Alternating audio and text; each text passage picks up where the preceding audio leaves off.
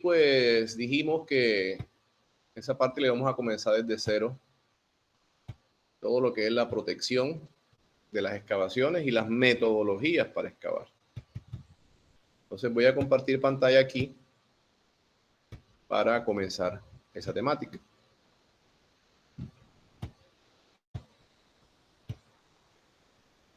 Bueno.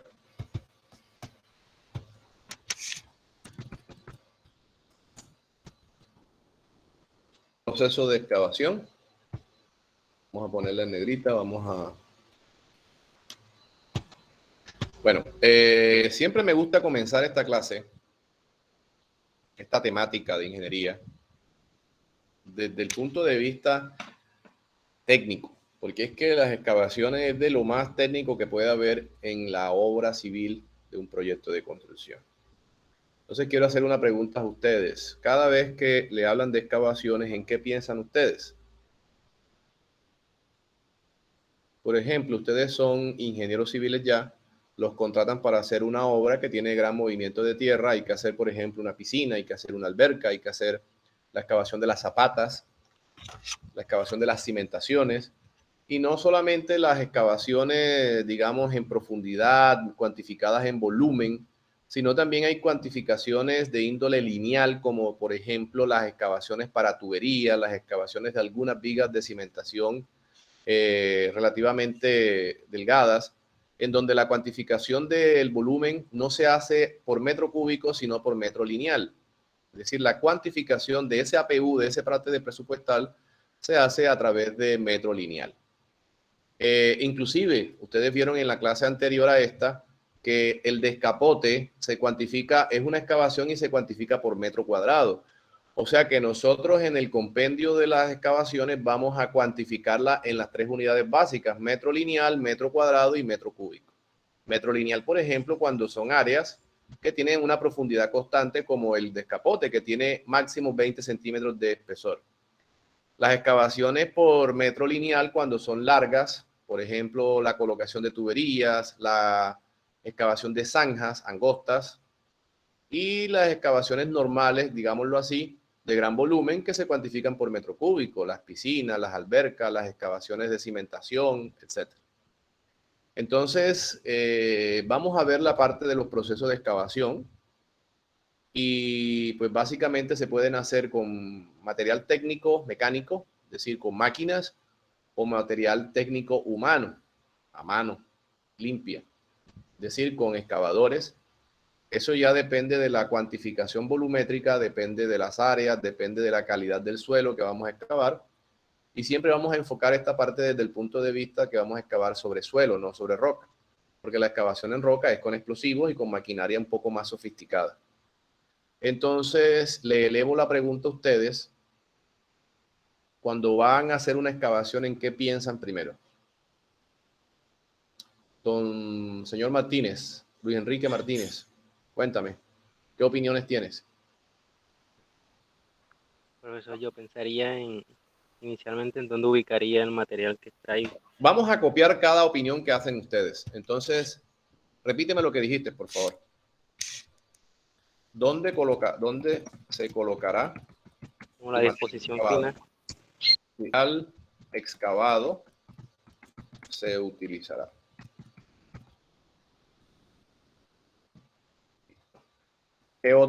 ¿Quién más quiere tener?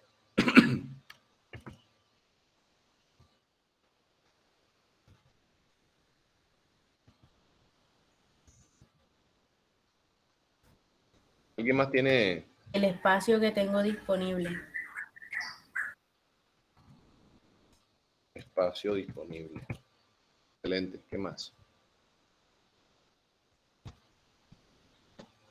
El tipo de suelo que se va a excavar.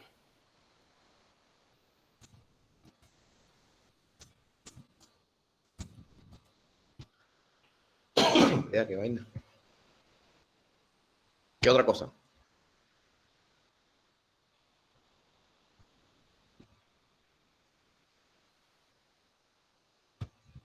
¿Qué otra cosa?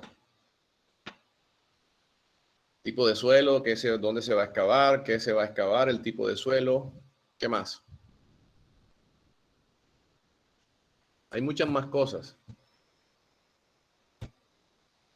No sería importante también el transporte, pues, ¿Transporte de qué? de las máquinas y de los materiales. ¿Cuáles materiales si vas a excavar? O sea, de las máquinas necesarias para la excavación. Ahora sí.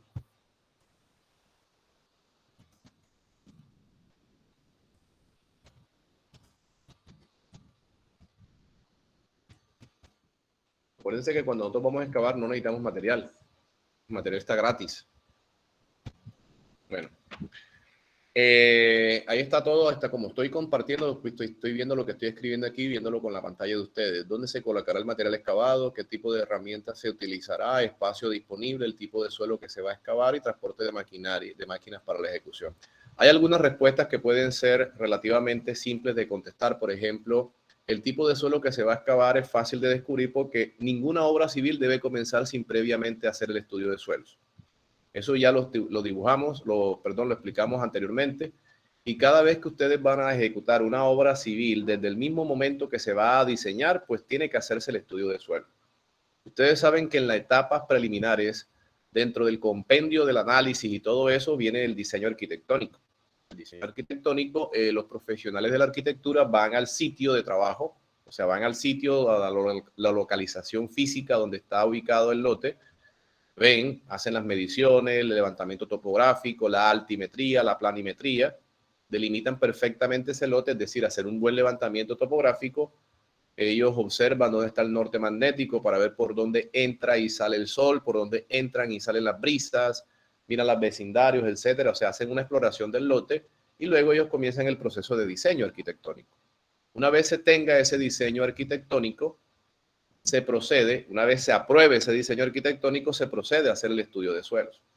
El estudio de suelos pues va a mostrar ya las 7 cosas que hemos visto: nivel freático, capacidad portante, estratigrafía, tipología de suelo, sugerencia de cimentación, profundidad de desplante, en fin, todas esas consideraciones las muestra el estudio de suelos.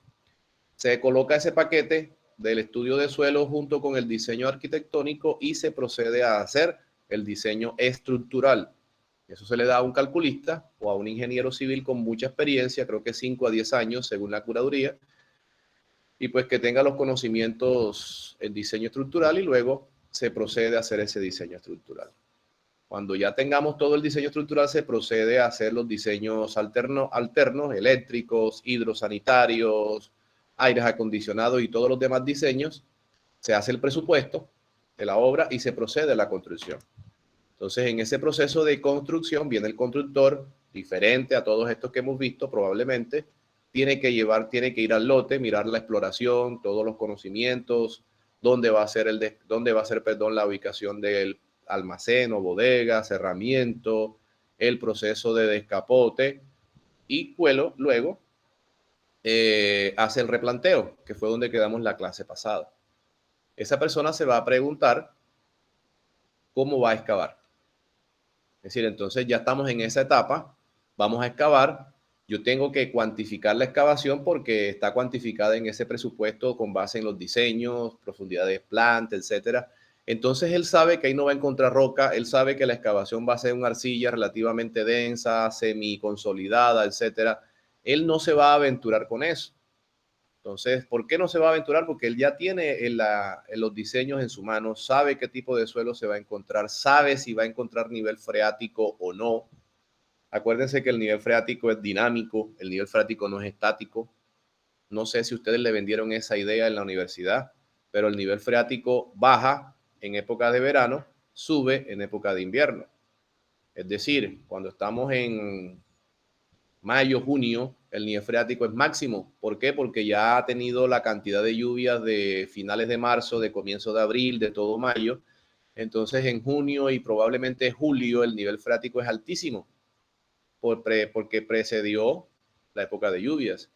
Luego comienza un descenso de ese nivel freático y probablemente va a ser un nivel más bajo a finales de febrero, comienzos de marzo, que ya viene toda la etapa seca anterior a esta. Es decir, ya dentro de poco comienza la para de las lluvias, lo que es finales de noviembre, comienzo de diciembre, seco, enero es seco, febrero es seco, marzo puede ser seco, y ya comienzan a verse las primeras lluvias a finales de marzo, comienzos de abril. En esa etapa, antes de comenzar la lluvia, precisamente cuando el nivel freático es más bajo.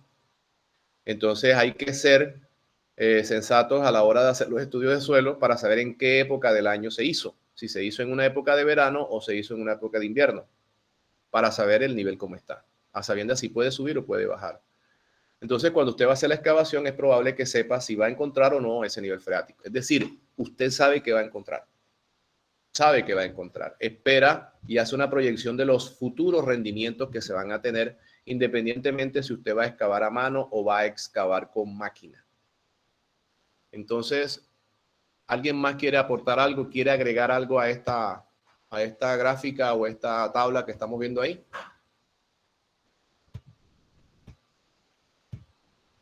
Yo agregaría algo, pero yo quiero que alguien diga otra cosa. Vean 1, 2, 3, 4, 5 aportes. Falta uno o dos.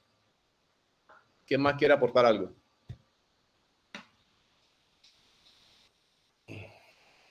¿Nadie más quiere aportar algo de dónde se va a excavar, qué tipo de herramientas se utilizará, espacio disponible, tipo de suelo y transporte de máquinas para la excavación? Bueno, entonces yo agregaría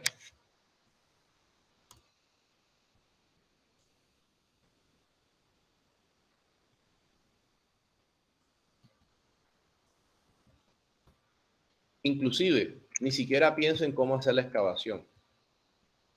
Yo pienso en esto. Les hago una pregunta. ¿Está lloviendo en estos días? Ayer llovió. ¿Cierto que sí? Dime, Adolfo. Sí, profe, está lloviendo casi todos los días ahora. Exacto. Y si tú haces la excavación de la piscina, haces la excavación de la zapata y te llueve en la madrugada y encuentras Se eso va, anegado, sí, siempre va a estar inundado todo.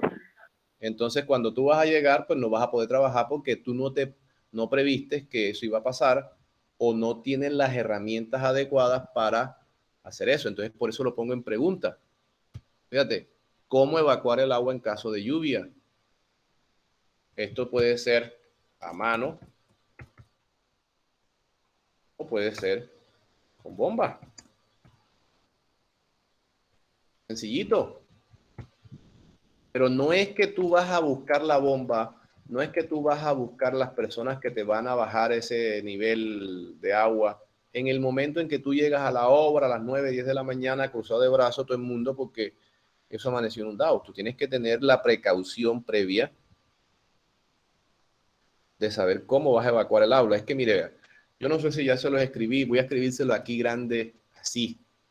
Y esto se lo voy a escribir casi siempre en todas las clases.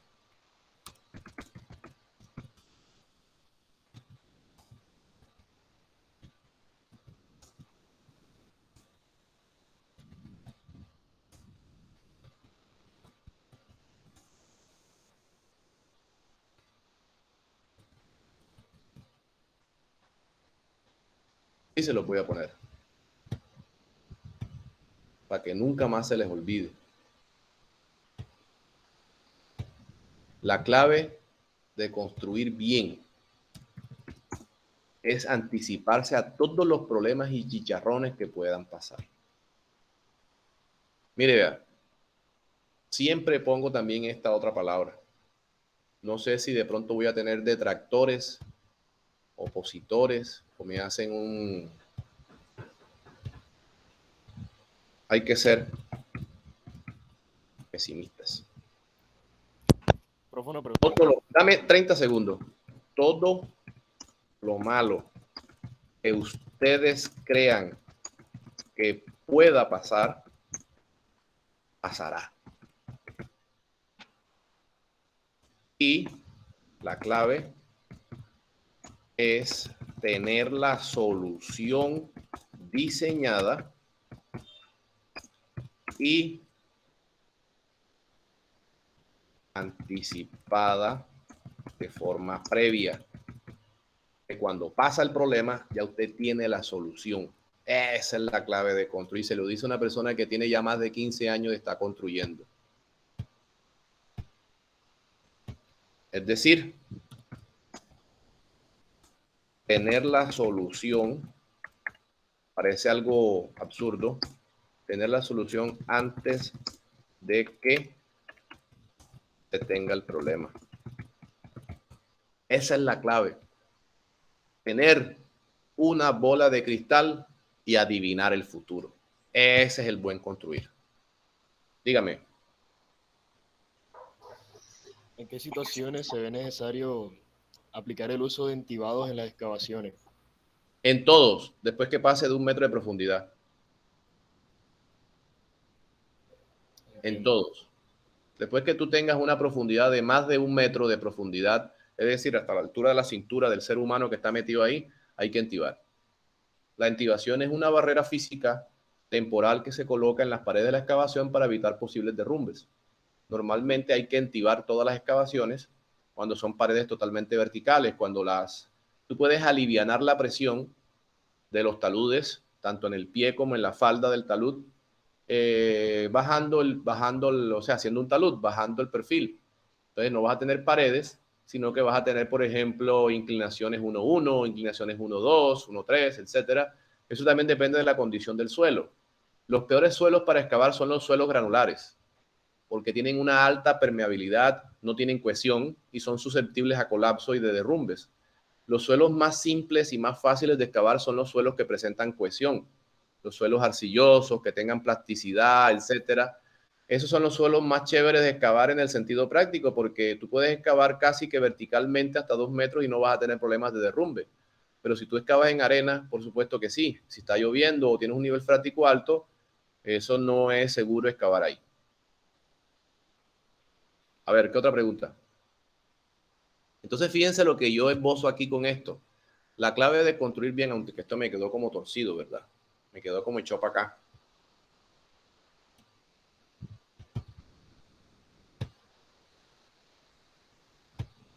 Entonces, la clave, y esto es bueno, que ustedes lo tengan.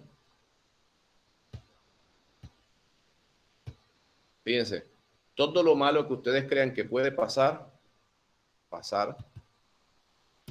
pasará.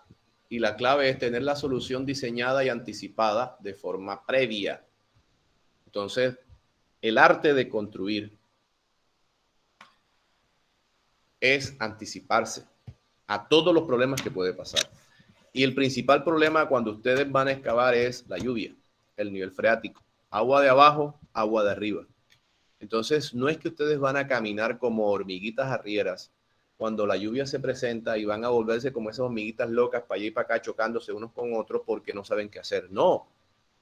Si usted sabe que va a ser, usted sabe que está lloviendo y está haciendo excavación, pues tenga ahí a la mano 1 o 2 motobombas adecuadas, de tal manera que cuando comienza a llover, ustedes enciendan su motobomba y esa vaina se achique y no se inunde. De tal forma que cuando ustedes lleguen en la mañana, pues eso esté achicado, esté limpio. Esa es una de las opciones que ustedes van a tener. Pero imagínense que ustedes van a buscar la solución en el preciso momento en que ocurren los problemas. Todas las enfermedades comienzan con síntomas. Cuando la gente le da COVID, comienza con tos, comienza con fiebre, comienza con malestar en general. Entonces ahí es donde uno comienza a meterle pastillas y a meterle su medicamento. No cuando ya está tirado en una cama casi muerto que va a tomar medicina. Entonces lo mismo pasa acá. La obra te va mostrando síntomas. La obra te va mostrando síntomas de comportamiento, de enfermedades, de todo eso. Si usted la obra se le para porque no le paga a los trabajadores, entonces tiene que buscar los recursos para estar al día con la nómina. Si las máquinas no funcionan porque no tienen combustible, pues entonces busque la manera de solucionar. Es que las obras se agilizan de tal manera cuando usted le inyecta recursos, y no solamente el recurso económico, el recurso técnico. El recurso económico es limitado, el recurso técnico también lo es. Ustedes lo que tienen, por eso yo siempre he dicho, construir es administrar recursos. Siempre lo he dicho, construir es administrar recursos, siempre. Construir es saber administrar los recursos más eficientemente. Eso es construir. Acuérdense que nosotros construimos ¿para qué? ¿Para qué construimos? Doña Liliana, para qué piensas tú construir en un futuro? De pronto alguno ha construido ya.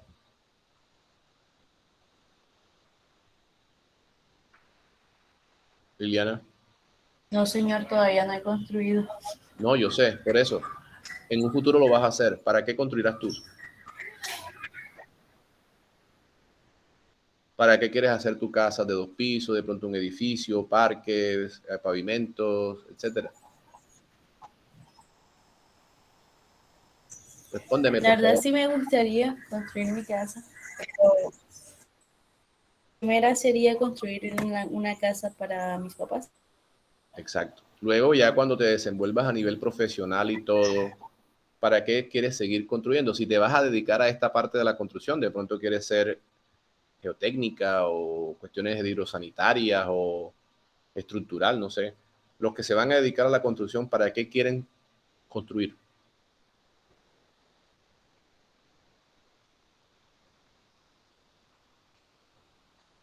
Sería en ese caso mejorar la calidad de vida, la verdad. Mejorar la calidad de vida de quién, de quien les construye.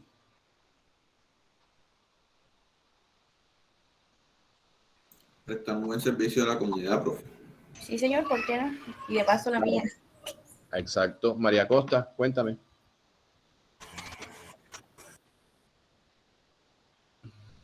Bueno, don Edgar, Adolfo.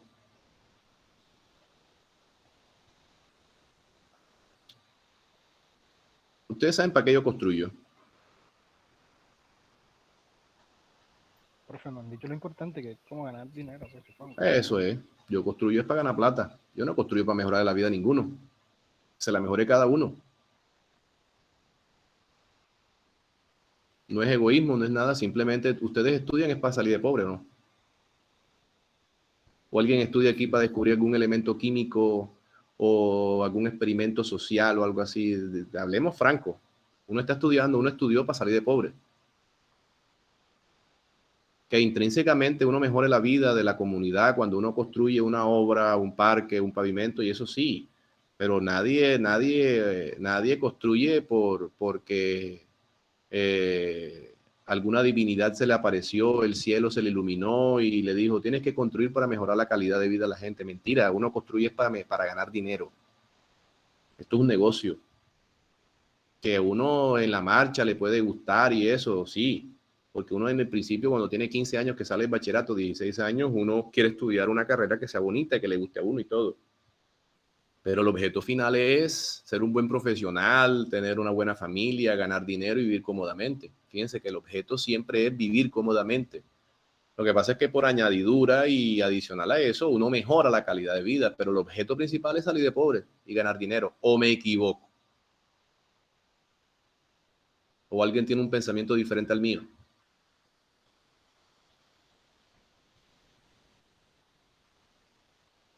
Ajá, cuéntenme.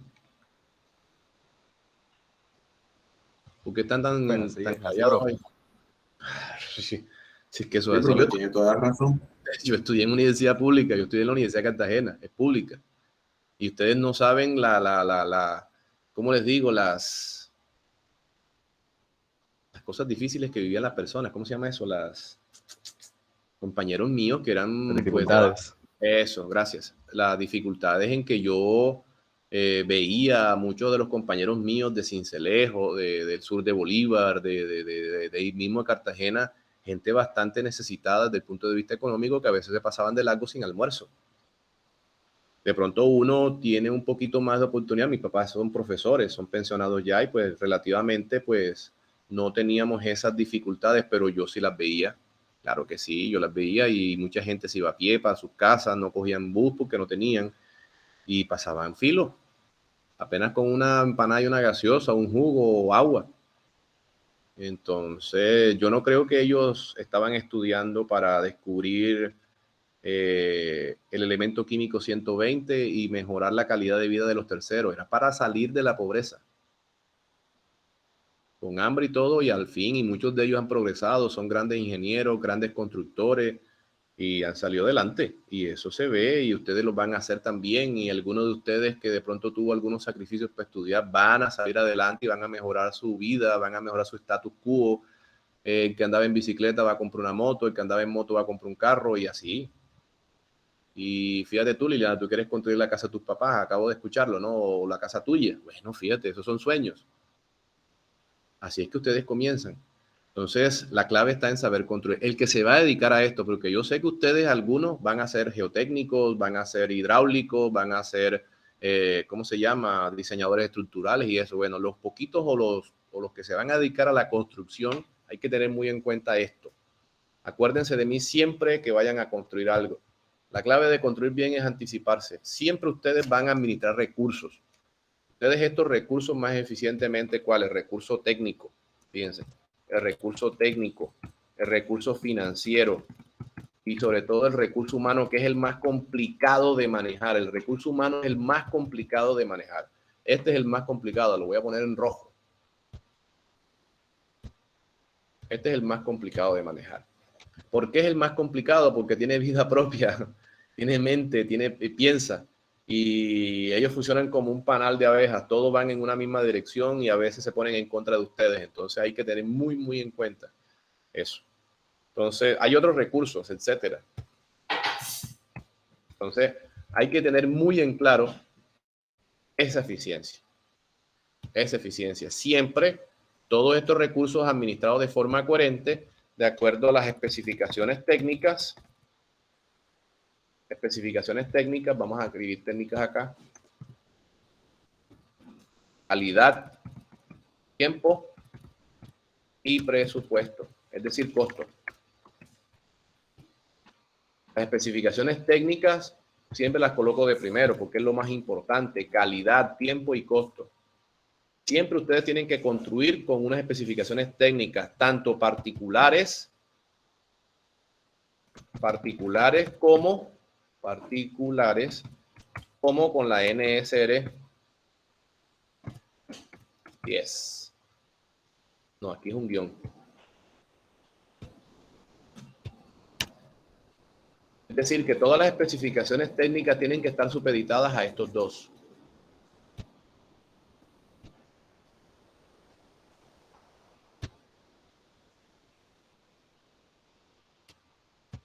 Ahí está. ¿Cuáles son las especificaciones técnicas particulares? Muchas veces estas especificaciones técnicas particulares pueden sobrepasar la norma sismo resistente del 2010. Lo que pasa es que las cuestiones particulares o especificaciones técnicas particulares no son tanto del punto de vista estructural, sino más bien estéticos y arquitectónicos. Ya tienen que ver es con la calidad de la pintura, calidad de los pisos, madera, mobiliario, etcétera. Entonces, eso se aparta un poco de la norma sismo resistente.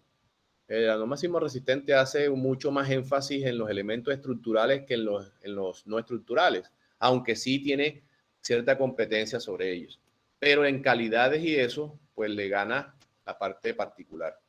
Entonces, vea, me quedó esto por acá. Yo pensé que estábamos en la primera. Entonces, ustedes lo que tienen que tener en cuenta es siempre dentro del proceso de excavación, eso.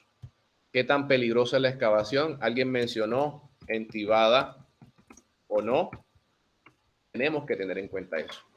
Entonces, dentro de ese compendio de cuestiones técnicas, económicas y todo, ustedes tienen que saber la forma de construir. Lo primero que ustedes tienen que definir luego de tener todas estas precauciones es, van a excavar a mano, van a excavar a máquina. Miremos el escenario general desde el punto de vista de ingeniería y luego miremos el punto de vista propio e intrínseco de aquí de Sincelejo. Normalmente tenemos varias máquinas que hacen excavaciones. Vamos a enumerarlas aquí.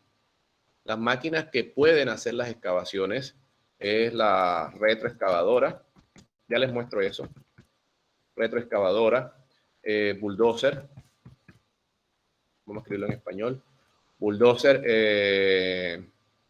y traillas. Traillas, tiene tilde.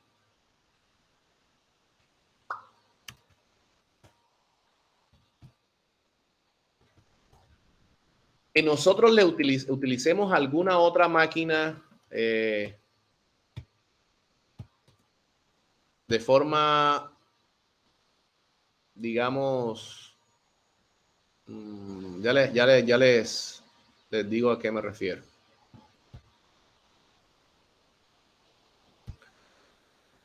Que nosotros en nuestro medio ustedes vean cargadores, vean otro tipo de máquinas excavando, pues es utilizar un recurso mal para hacer algo, en este caso la excavación, que pueda hacer más eficiente otra máquina. En el compendio de las máquinas, hay máquinas que son más adecuadas que otras para procesos de excavaciones. Les voy a mencionar estas. Cuando estamos hablando de la retroexcavadora, si no la conocen, yo se las voy a mostrar. Tengo que dejar de compartir ventana para mostrarles, dejar de presentar, y les voy a mostrar eso. Ya les muestro, no se preocupen.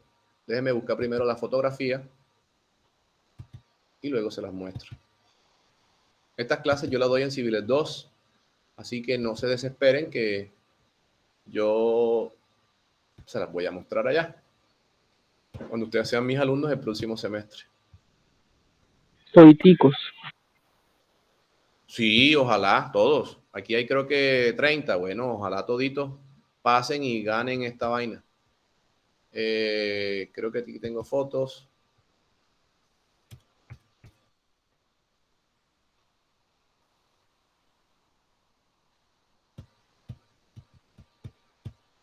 Esta es la retroexcavadora. Es una máquina que hace excavaciones puntuales, llena volquetas, excava y llena volquetas. El movimiento es giratorio. En este aspecto se llama retroexcavadora porque el movimiento de llenado es retrógrado. Esta es la retroexcavadora. Es una máquina que excava grandes volúmenes de tierra en profundidad, es decir, puntualmente excava en profundidad grandes volúmenes de tierra. La otra máquina que estamos viendo o que vamos a ver es el bulldozer. La diferencia del bulldozer en su operatividad es que el bulldozer excava grandes explanaciones, grandes áreas, grandes volúmenes, pero en grandes áreas. Necesita un espacio considerable para su proceso de movilidad. Este es el bulldozer. Aquí está. Vamos a verlo aquí en su actuar rápidamente.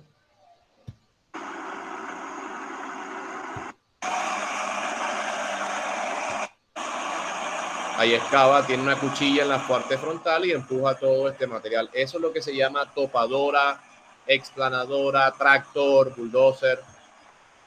Y excava de esta manera. Creo que hay un video aquí, creo que es el de esta, que me gusta más mostrárselo porque es más diciente. Fíjense, ahí comienza a actuar el bulldozer. Es un bulldozer pequeño en este caso. Fíjense la forma como excava. Repito, la retroexcavadora excava puntualmente, no se mueve grandes profundidades. El bulldozer es para excavar grandes extensiones, grandes volúmenes, pero en grandes áreas. Necesita movilidad. Bueno. Y por último tenemos las traillas. Las traillas o mototraillas, si son autopropulsadas, pues son estas máquinas que ustedes van a ver aquí. Esta máquina es autopropulsada, se llama mototrailla. Tiene dos motores, un motor de tracción y un motor de impulsión atrás. Tiene una tolva en el centro. Esta tolva la baja, tiene una cuchilla en la parte frontal que por el movimiento de arrastre y de avance de esta máquina llena esta tolva que está aquí, porque ya tiene una cuchilla aquí en esta parte de abajo. Creo que se ve mejor acá en el primer video. Esta no es una trailla, sino esta es una mototrailla, perdón. Fíjense que ella se agacha aquí, esta cuchilla, y esta tolva comienza a llenarse. Aquí tiene la ayuda de un bulldozer para ser más eficiente. Fíjense que aquí va excavando y se va llenando esto. No está de más decirle que la mototrailla sirve para excavar grandes explanaciones también, pero material relativamente blando, poco denso, no tan compactado, porque fíjense que ahí queda atorada por la tracción, etc. Entonces son básicamente las máquinas que ustedes van a ver para excavar. Entonces, ¿de dónde sale la escogencia de a mano o a máquina? Esto depende del rendimiento que nosotros tengamos. No, así no es. Así no lo voy a hacer. ¿De qué depende la escogencia? Vamos a hacer esa pregunta. ¿De qué depende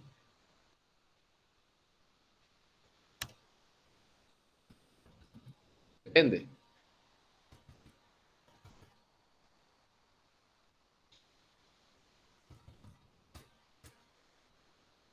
Depende de varias cosas. Es decir, la pregunta aquí apunta a que si es a mano o a máquina. Vamos a hacerlo acá.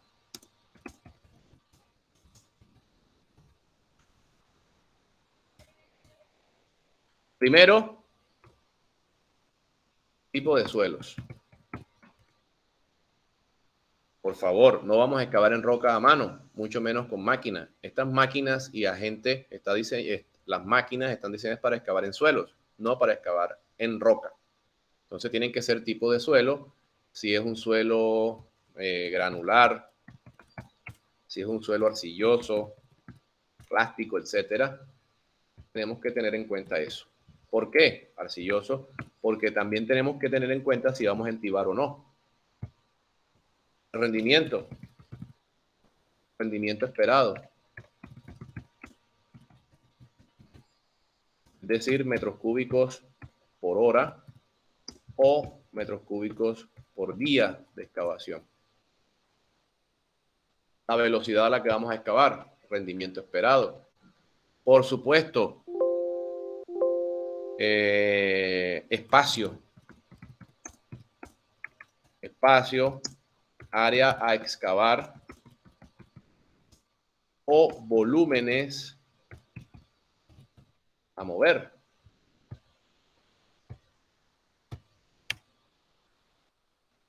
Área a excavar o volúmenes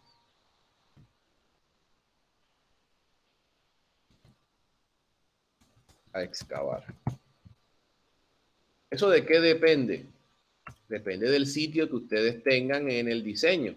Es decir, ustedes miran las áreas. Imagínense que ustedes tengan un lote de 10 por 20. Van a hacer una casa de 2 pisos en un lote de 10 por 20. Es un lote de 200 metros cuadrados. Ahí no cabe un bulldozer. Ahí no cabe una retroexcavadora. A lo sumo tendrán una pajarita, es decir, una retroexcavadora un poco más pequeña.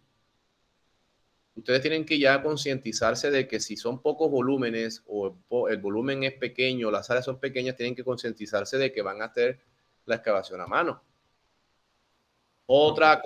Dígame. No, que mayormente en zonas pequeñas yo siempre he visto que utilizan el mini cargador, los Bobcats.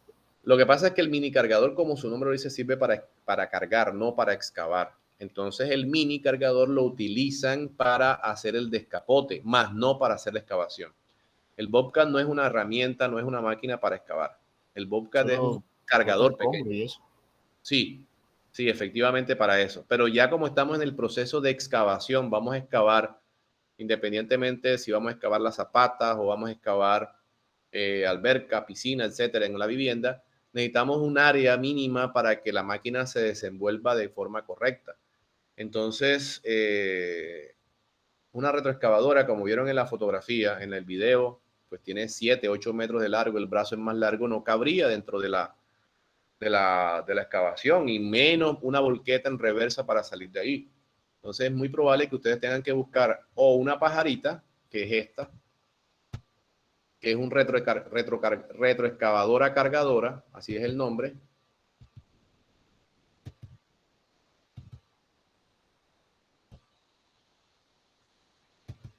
Este es el nombre de esta máquina que están ahí. En la parte trasera tiene la retroexcavadora y en la parte frontal tiene un cargador. Esta es una máquina más pequeña, tiene neumáticos, no tiene oruga y es mucho más versátil a la hora de hacer la excavación. Esto cabe en 5 o 6 metros. O sea que puedes hacer la excavación en esta máquina. Esta es la máquina que yo siempre uso. Bueno, esta no, pero el tipo de máquina es la que yo siempre uso en las excavaciones que son de carácter urbano. Porque la movilidad es mucho más fácil. Entonces, ahí me trae a colación esta parte, la disponibilidad de las máquinas. Disponibilidad de las máquinas y su facilidad de transporte.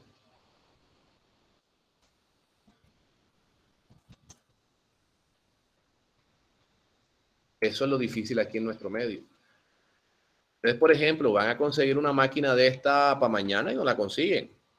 Tienen que hacer llamadas con 15, 20 días de anticipación, esperar que se desocupe, quién la va a traer, tienen que acarrearla, tienen que pagar el transporte ustedes mismos. Entonces eso es un dilema aquí en la disponibilidad y asequibilidad de las máquinas. Es decir, la facilidad con la que conseguimos estas máquinas.